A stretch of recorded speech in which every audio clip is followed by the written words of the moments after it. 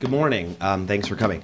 I should mention, by the way, that before I was the deputy editor of Page Six, I was also the New York bureau chief of the Hollywood Reporter and worked at Variety. So I'm going to talk about films and not just ask Josh about the most salacious details of his personal life, unfortunately.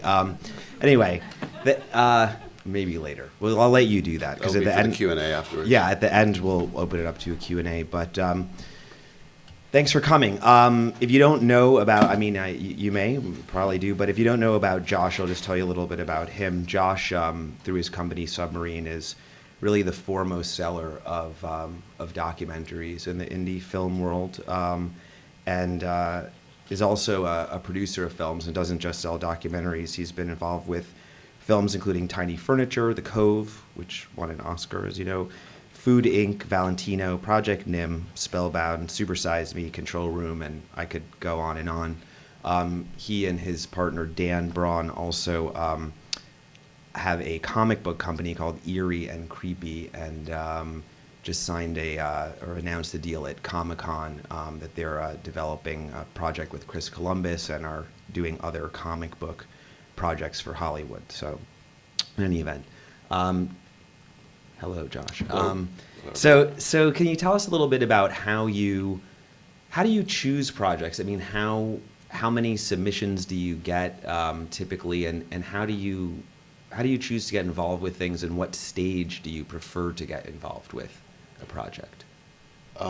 Well, with the company's kind of focus, kind of primarily being on selling films, documentaries, and features, we're getting submissions all the time of projects at various stages. We're also producing, but that's a smaller part of what we do.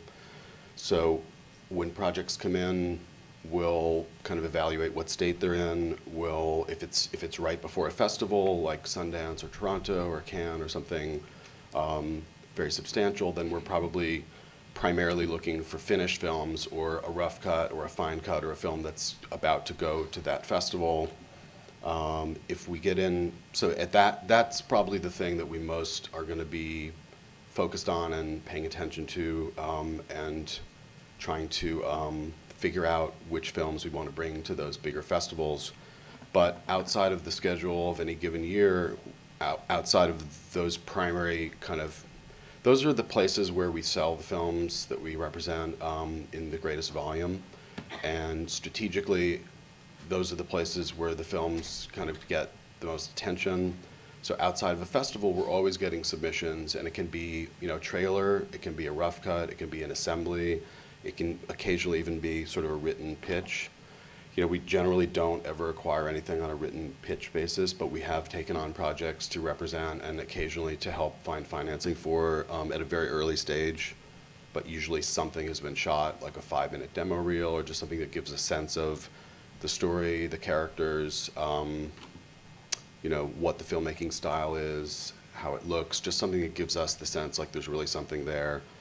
But, we also just, generally in this world where you have a film project and you're submitting it to a producer's rep like myself or any of my competitors, it really is smart to consider exactly what the state of the project is, because sometimes things come in too early and it's just, we're not seeing it for what it is, and maybe it's going to get a lot better later.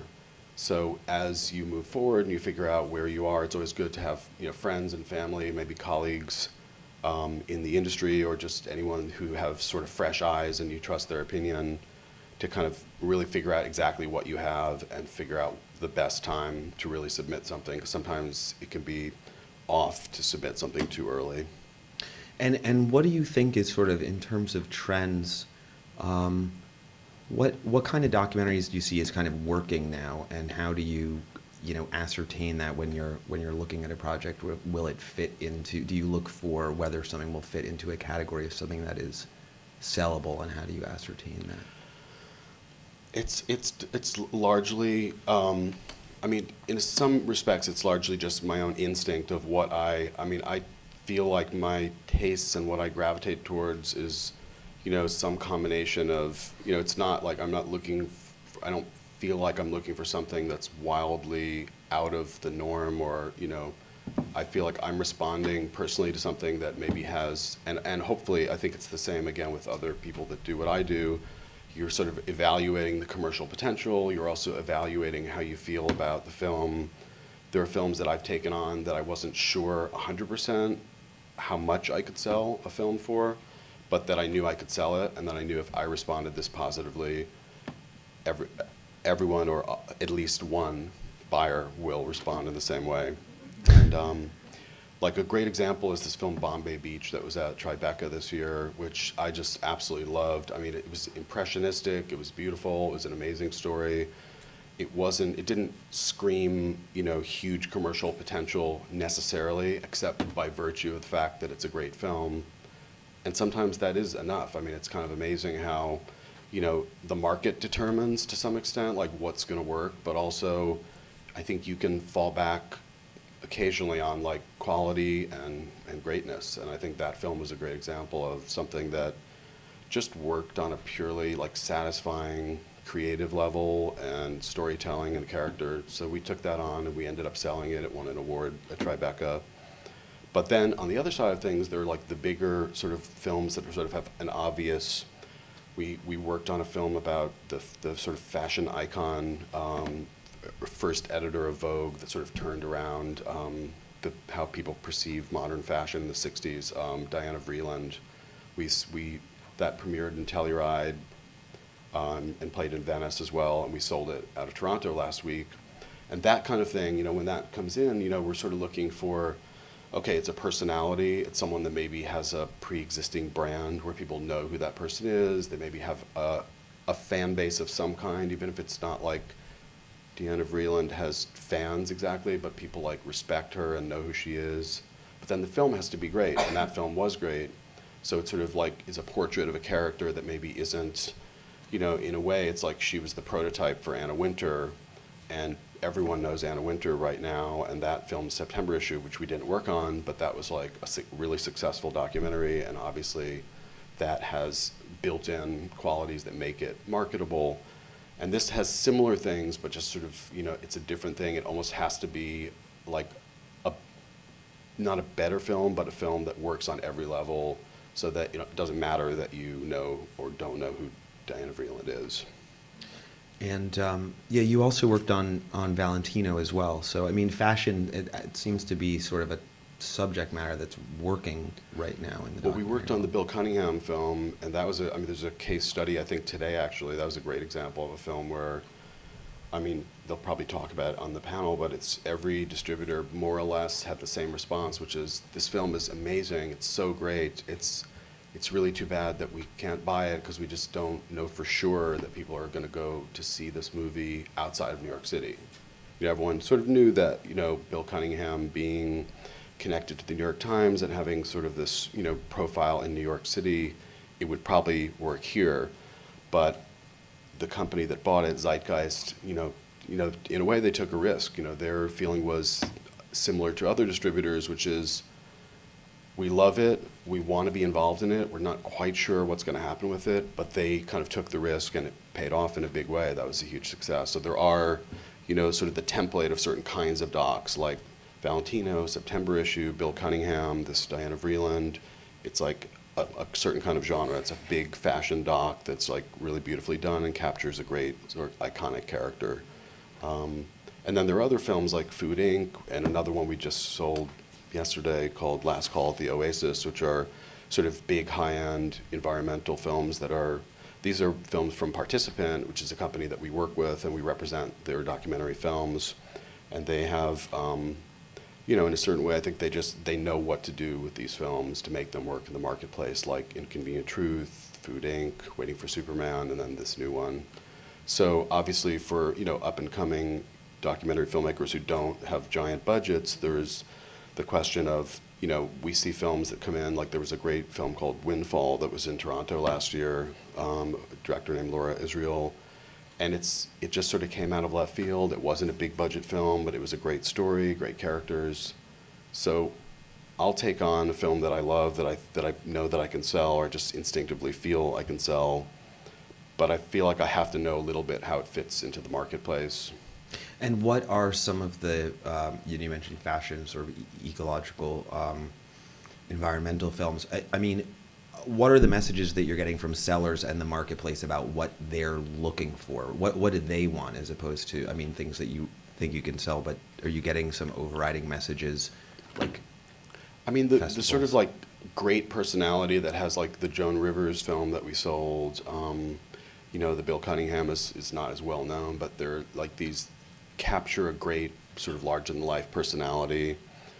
We worked on, I was actually a producer on the film Page One that was at Sundance this year and was released theatrically and is, you know, has been one of the few films that reached over $1 million at the box office this year as far as documentaries go. And that was, I guess, in that category of like amazing access, kind of inside an institution that the walls would be shut, but somehow the filmmaker got in and was able to be a fly on the wall and kind of like at a crucial moment, so you get a portrait of something that you would never see any other way. Like those kind of films, maybe Inside Jobs, a little bit like that, where it's like you're sort of getting this, you know, people are talking honestly and openly about, you know, a topic that you maybe don't necessarily aren't going to get that viewpoint, except a very talented documentary filmmaker has kind of broken through. So there's those kind of films. I mean, there's the competition sort of genre, which we worked on Spellbound years ago, and that was like an early one that was a successful, you know, it worked really well. It was a big hit, actually. And then, so now that genre sort of gotten a little worn out in a way. I think buyers, there's a hesitation. But we just had a film in Toronto called First Position that was like the first one in a while that we felt had elements that sort of transcended what, you know, created some kind of weariness among the buying community, which is like that the stakes were high enough, that the characters were, like in this case, like incredibly talented. Like you could see how amazingly talented these kids were. It's a ballet competition, and that it's beautifully shot and beautifully made. So I think, you know, if you can transcend, you know, just by virtue of your creative instincts, and then the genre thing maybe doesn't matter, even if there's hesitation with certain genres like that. Right. It also, one thing that's interesting too is you worked on Unknown White Male is a documentary that you worked on where there was publicity surrounding it because people began, the film was sold at Sundance, I believe, and then there was there were questions about whether or not this film was true. And you actually ended up kind of using that to your advantage. I think at the time, some people would have been like, oh my God, it's a documentary and it's not completely 100% true. Is it true or is it not? Right. Became kind of the campaign for the documentary. And then obviously that happened with Catfish as well. So I mean, has that kind of redefined what you're looking at in terms of when you look at a documentary in terms of, is this a completely true story or is this a traditional documentary? I mean, I guess I'm not so much of a purist. I know that there are those out there, you know, at programming executives at various festivals that I think some of them are purists and they almost would sort of bristle a little bit if they felt like there was any kind of manipulation. And in a way they should, but I think if a film works and it works as, you know, a smartly constructed narrative, I don't really have a problem with it. I think, you know, can be fun to play with those levels of, I mean, with Catfish is a great example of a film that we saw too early. We actually saw it very early, and the tone of how the people in the film were interacting with the subjects, we felt like was just a little bit bordering on, not inappropriate, but we just weren't sure how people would react. And later on, when the film got into Sundance, it was such a different version that we would have signed that version when we finally saw the final version, but it came to us too early. So in a way, that was our own bad, but you know, that it's obviously the film did really well. But I think from the point of view of films like, I'm trying to think of a good example, if there's any sort of recreations, like we just worked on this film, Project Nim, and also Man on Wire, which was the filmmaker's previous film. And there are recreations, and it's not about, you know, manipulating the truth, more just sort of like creating, you know, a way to tell a story that has a narrative thrust. And I think, you know, when it's issues of veracity, like with Unknown White Male, the film was coasting very nicely on the publicity of like, this is a film about someone who claims to have amnesia and doesn't know who he is, and he's trying to figure out by going back to the people that he knew. But an article came out, I think it was in the Washington Post, it was in a major newspaper, and it completely called out the film as being, a pure manipulation. And it was just, it really hurt the film. It was like the venue, I mean, maybe if it was just something in a blog or something, but when it was like a major newspaper, it just called into question. And, who knows? I mean, to this day, I don't know. I don't know if anyone ever saw that film. I don't know for sure if the subject had amnesia, but it was, up until that point, it was actually a great marketing hook, as you've said. Right.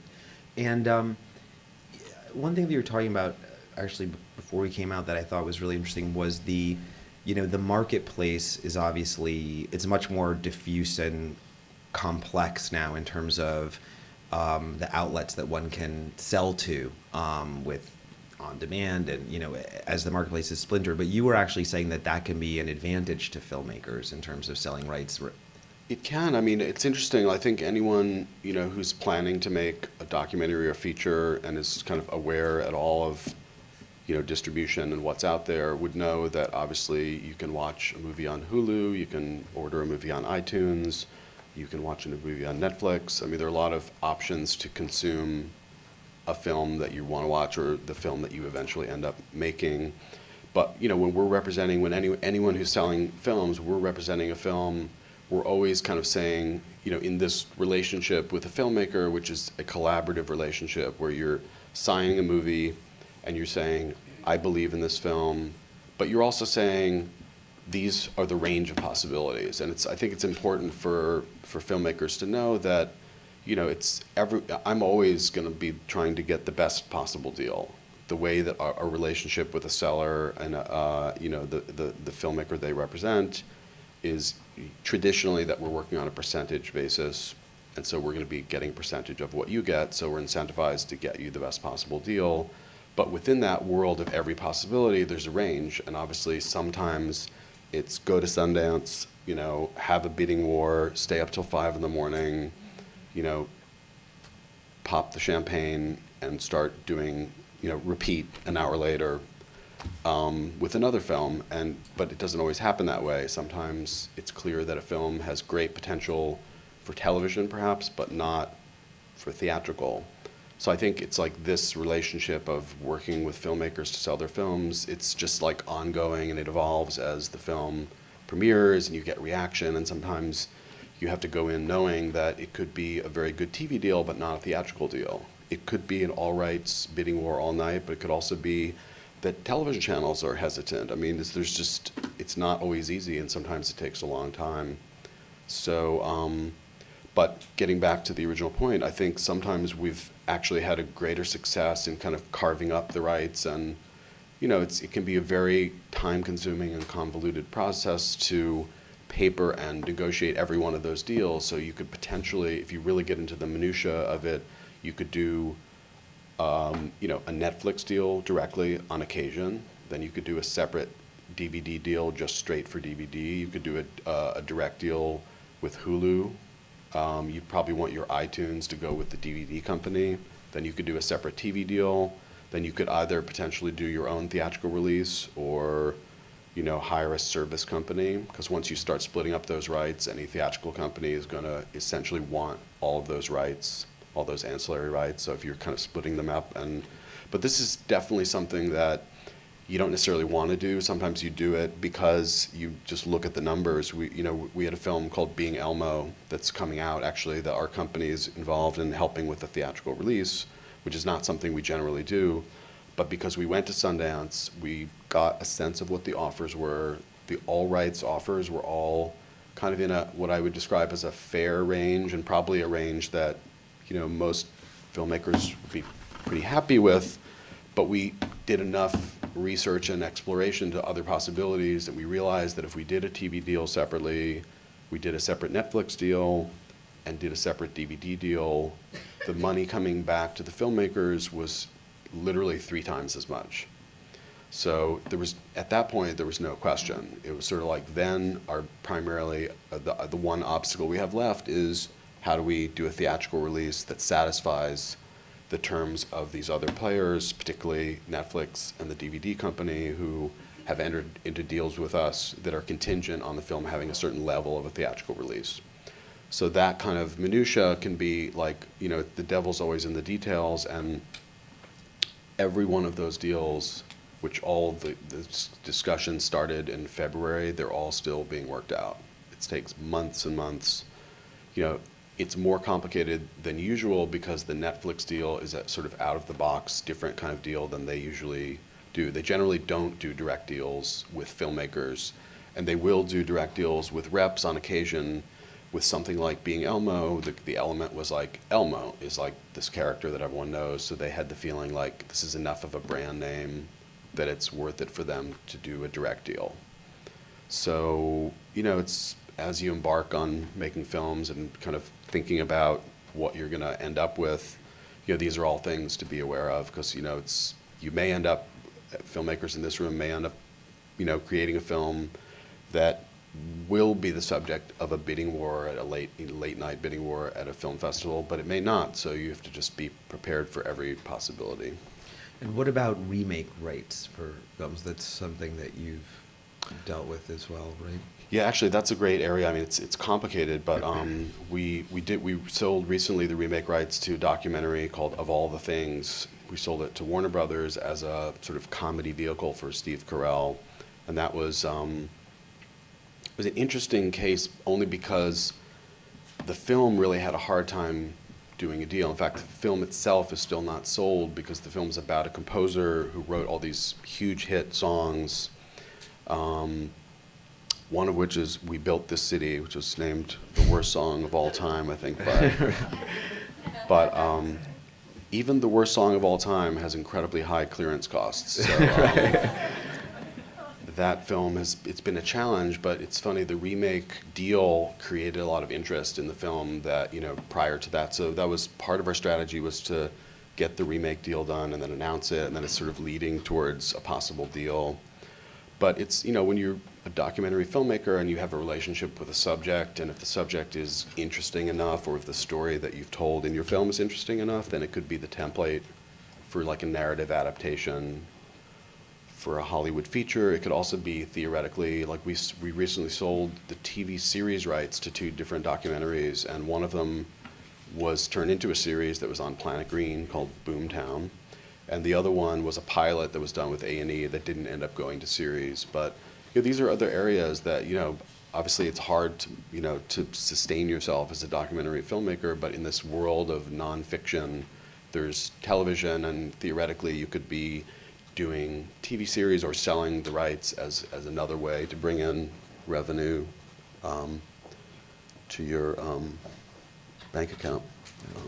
I also wanted to ask, in a few years ago, there was suddenly, I think it was like in 2005, there was this kind of documentary boom where all of a sudden there were a whole group of documentaries that were like Winged Migration and Capturing the Freedmen's, Control Room, Spellbound, that were kind of these huge breakouts. And it seemed like audiences had rediscovered the documentary, and they were sort of redefined as, a more mainstream entertainment.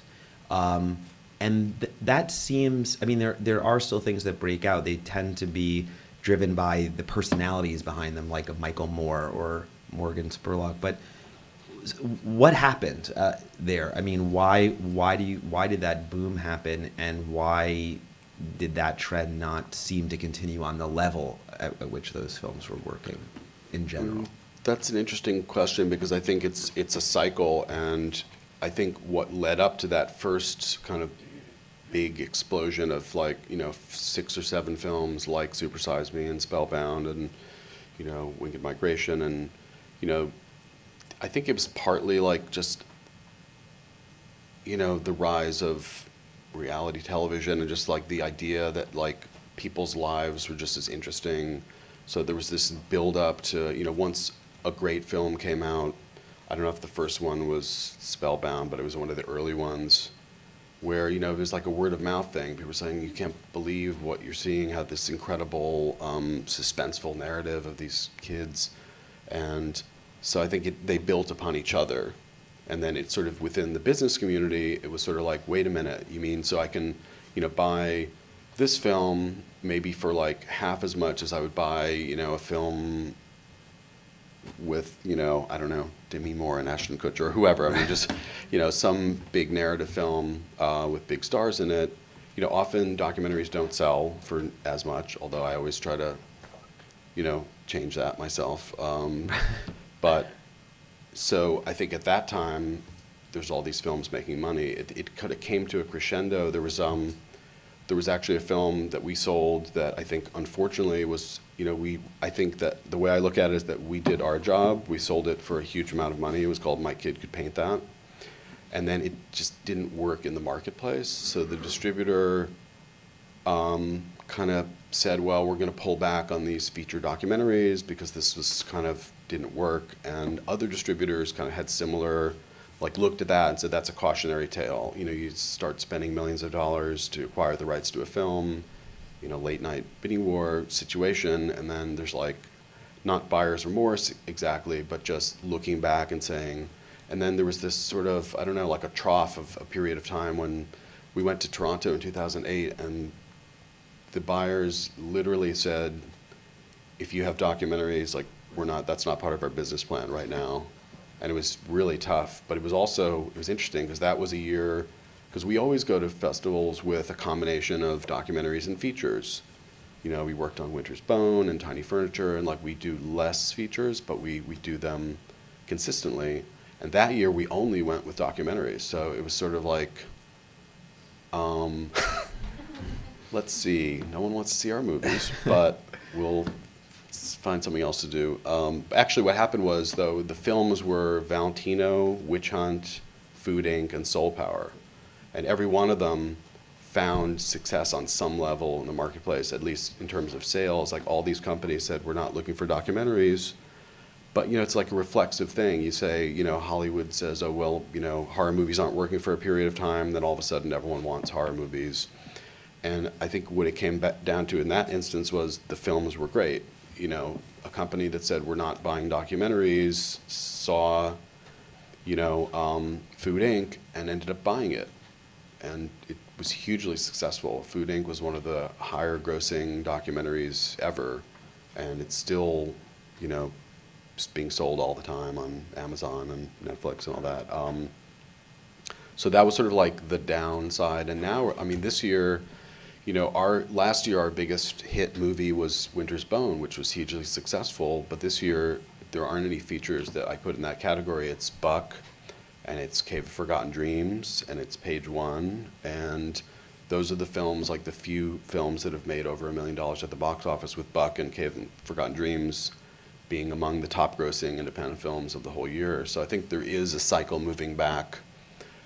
How, what can you say about, like, Cave of Forgotten Dreams is like a very specific thing. It's like a 3D documentary about a cave. And it was directed by Werner Herzog, so there's that brand name. But I think part of the marketing and hopefully the message that got people out to see that film was like, here's something you're not going to see anywhere else. Like, no one's allowed in this cave ever again, which is true. There's no access ever again. And, it's a beautiful, strange film. It's 3D. Who knows exactly why these certain films become a phenomenon, but obviously the foundation is that it's a great film. But I think there is generally a feeling of like, and Buck, the feeling of the distributor of Buck was, well, which is IFC Films, who did an amazing job. They actually did both of those films. But their feeling was, well, we just sort of know it's not going to necessarily do well in New York, but if we can just get to a certain level in New York, once we get out into the rest of the country, it'll hopefully do well there. But, the film itself was just so well reviewed, and, it isn't, even though it is a documentary about, the true life horse whisperer, and there's not that many horses in Manhattan anymore, but people went to the movie and they loved it because it's a great movie and it's an emotional movie and it's like it transcends just being about this topic. So I definitely feel like there's a much more healthy embrace in seeing documentaries in theaters for the right film. Yeah, it seemed like Man on Wire was also kind of another turning point as a film that really caught on. Was that Yeah. unexpected to you that the film did as well Well, as it did? I mean, or is it because of the World Trade Center? I think with Man on Wire, I mean, we went to Sundance with that film, and it was not, one of these films that everyone, like certain films you go in, like the Joan Rivers film, like everyone, like maybe they love or hate Joan Rivers, but they know they want to see it. They know it's probably going to be funny. There's like high level of anticipation for that first screening. And with Man on Wire, like it was really off people's radar. It was just this oddity. Like it's a documentary about the guy who walked between the World Trade Center on a tightrope wire. It seems so small and specific and strange and intriguing. But yeah, it was all about the filmmaking. It became like what Sundance sort of, at Sundance, they very smart about their programming. They program it like a little late in the festival, kind of knowing instinctively that it would be like the surprise of the second half, which is exactly what happened. When people thought they had already seen everything, along comes Man on Wire, and it was a great, when sellers have relationships with festivals. No seller can ever get your film into Sundance. Anyone who tells you that, it's just not true.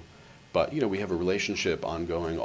Everyone who does what I do, and there's not that many people that do this specific thing, but we all have a relationship with these festivals, and we try to convince them that we feel like there's a sale is going to happen, and try to help get the film in if we can push and tell them how much we love certain films.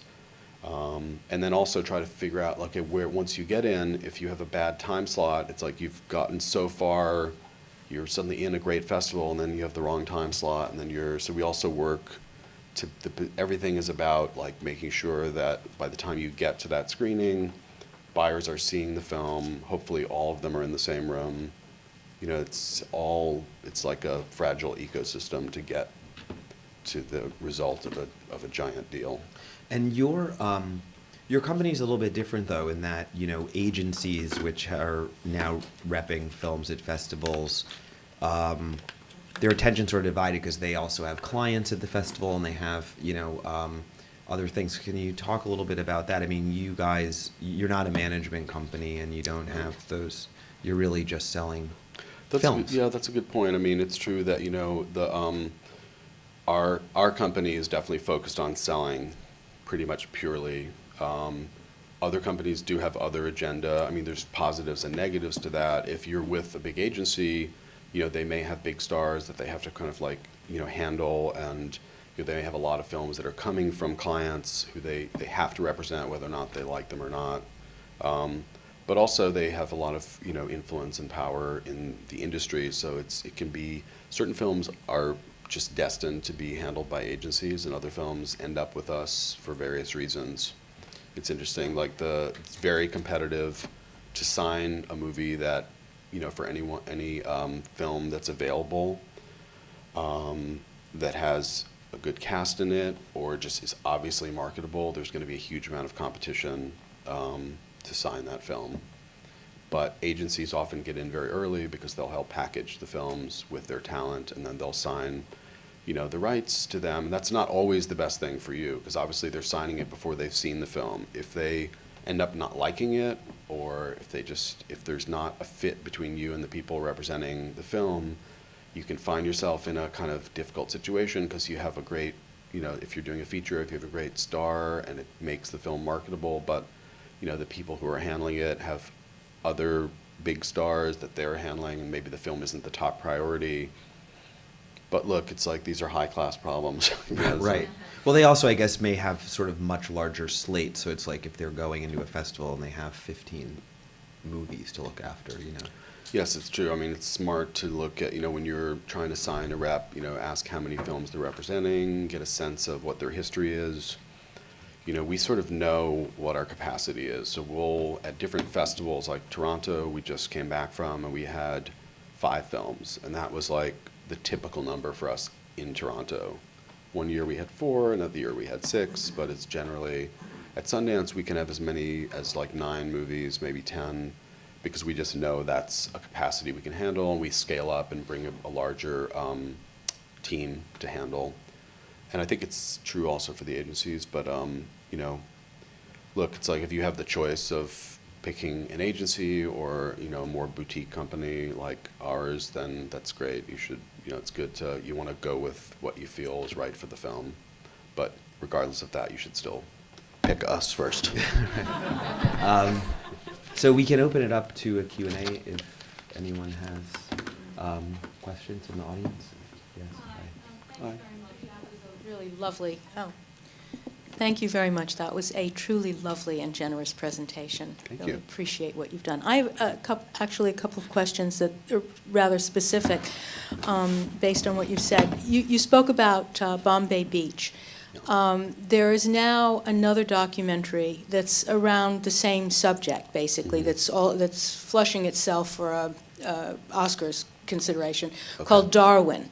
Okay. It's much less, it's much more conventional a documentary, but it has also very compelling characters in it. How much of a competition do you see between those two films, and how will that affect the chances for Bombay? It's a great question. I heard about that film. I haven't seen it, but I heard it's actually a good film. It So, is. yeah, I mean, it's funny. It's like when, the Hollywood studios each decide to do a movie about a volcano at the same exact time.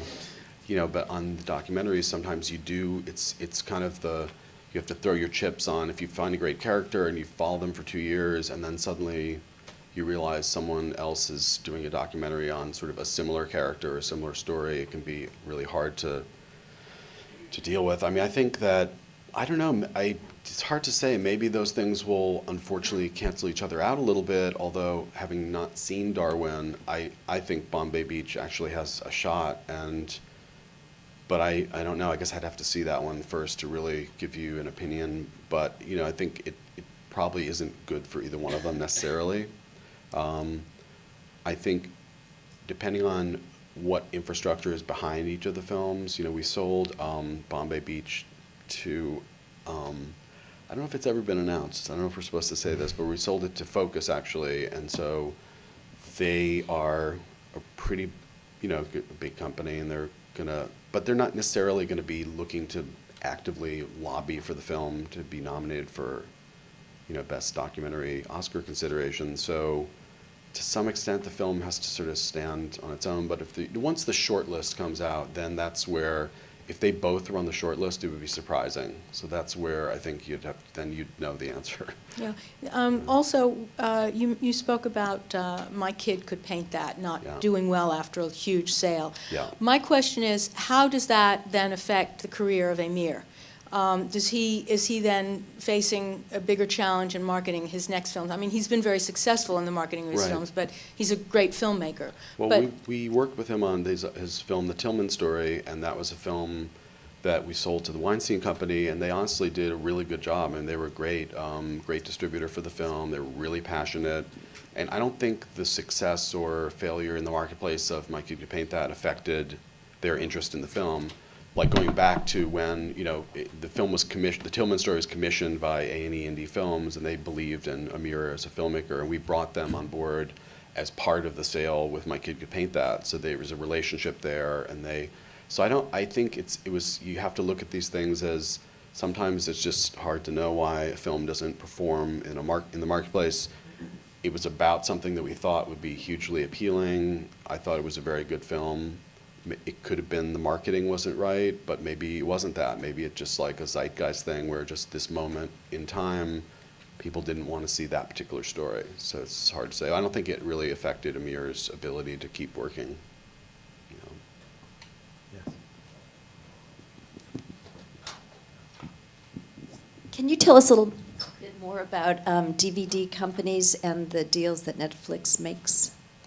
Netflix generally doesn't do, as I mentioned, direct deals. Like, we're doing a direct deal with them where essentially they're acquiring the SVOD rights to this film, being Elmo. And, they will offer some upfront money, and that's just a negotiation. And then a lot of the negotiation in that particular instance was, what kind of theatrical commitment are we going to make in order to be able to do this direct deal? Because obviously Netflix is like, if you just took a film and threw it into the Netflix pool of every film, how is anyone going to know about it? So part of that is that there has to be a mechanism to promote and market the film. and they were comfortable in doing a direct deal if we committed to a certain level of a theatrical release. It is a subscriber service, so it's almost like a pay channel, and that Netflix window has been very competitive with pay outlets like HBO and Showtime, although Showtime works with Netflix in a way. I mean, at least in the sense that Showtime will agree to be non-exclusive on SVOD rights during a Netflix window. So if it starts beforehand, it ends up becoming a non-exclusive shared window with Showtime, where most of the HBO deals, they are more competitive with Netflix, so they really want a complete holdback during the license term against all Netflix rights. And so the other part of that negotiation is like, where does the SVOD window fall? When does Netflix start? It's usually like day and date with a DVD release. Sometimes like a transactional VOD window could happen either before that or at the same time, but that's generally, it would be theatrical and then, maybe a VOD transactional window, and then Netflix is usually, day and date with DVD. Hi, could you talk about your foreign sales strategy? Sure. Well, we will represent the rights to a film either for just North America, for US and Canada, or sometimes for worldwide. And, if we're doing just US and Canada, and this is the same for other reps too, it's kind of working side by side with the foreign sales agent. Like, you always want to make sure that any deals that they do, particularly with documentaries, don't allow a distributor to release a film anywhere prior to its first US release if it's going to have, Oscar consideration. You also don't want any film to be released on DVD in another country prior to the US DVD release date. But when we're selling world rights, we sort of look at it as we could either, help filmmakers find the right foreign sales company and negotiate that deal and hopefully get some money up front. But what we did, which is the strategy that we did recently with a couple of films, but particularly with this film, Page One, Andrew Rossi's film about the inside the New York Times, we kind of looked at what was possible when the film was premiering at a festival at Sundance, and there was enough direct territory buyers that we said to Andrew, what we would like to do is sell the territories that we can sell now because we know we're getting top dollar, but we're not going to cherry pick every territory to the point where a foreign sales company won't be interested. We'll just do a deal in the UK, Australia, and we did a deal in France. And then we said, okay, well, companies X, Y, and Z were interested in handling the foreign sales but didn't want to put up an advance. So essentially what we did was get money directly from these sales. They were paid directly to the filmmaker. We did have to service them and deliver materials, which is a total nightmare. But it was financially a much better scenario. And then what we brought on a foreign sales company, a great British company called Ealing Metro, to handle the rest of the world and also to help us continue with the servicing of the deals they do, but also finishing up some of the deals that we did. So it kind of was for documentaries in particular, where we sold a movie called Your Sister's Sister last week in Toronto with Emily Blunt and Rosemary DeWitt. It was a big one of those all-night things, and we sold it to IFC Films for the U.S. And then we did a similar thing where we sold France, UK, and Australia. Those are like the sort of territories that, look, most foreign sales companies don't want to hear that you sold France, UK, and Australia, but we sort of know those buyers and know that there's like relatively easy deals to do, and we got more money by doing that, and then we're bringing on a foreign sales company to handle the rest of the world. And in the case of Your Sister's Sister, we're actually getting some money up front from the foreign sales company, but with documentaries, it just usually doesn't happen. So that, from our point of view, if you can get those direct deals for a few territories, that's a good way to bring revenues back to the filmmaker. Hi. I want to do a film called Inside the New York Post. So I actually have a question for Ian, because I've been reading the New York Post, page 6.